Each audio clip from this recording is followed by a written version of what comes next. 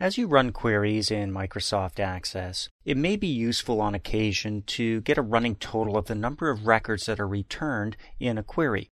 For example, here where we've been running our query called 80s Music in the previous lesson, it might be nice to see a total number of records that have been returned from our database based on some criteria that we set earlier on.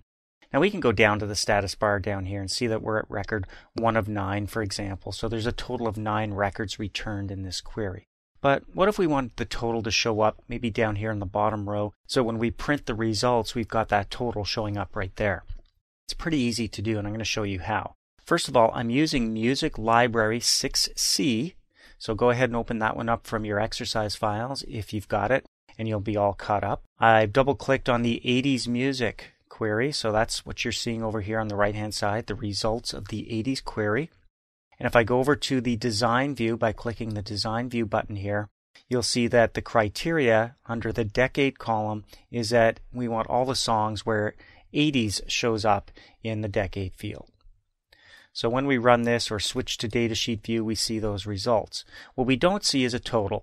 And the total can show up at the very bottom here simply by clicking the Totals button up here in the Records section of our ribbon.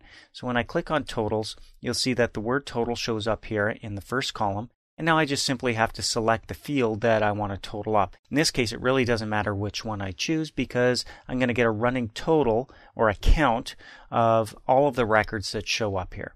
So I'm going to click right in here next to a total under the year launched column. And I'm going to click the drop down, and you can see my options here are none or count.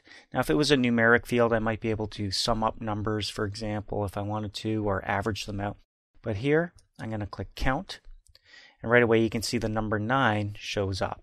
So I'm going to click over here in another field so you can see that total. Now if we don't want the totals row, no problem, we just click the same button, totals button, to turn it off. Next time we turn it back on, everything we set up earlier is still there, so we do see a running total of 9 records in our 80s Music query. So that's all there is to running totals. Now we can get deeper into totaling up columns and groups and so on. We'll do that later on when we get into reports, and those reports can be based on a query that we set up.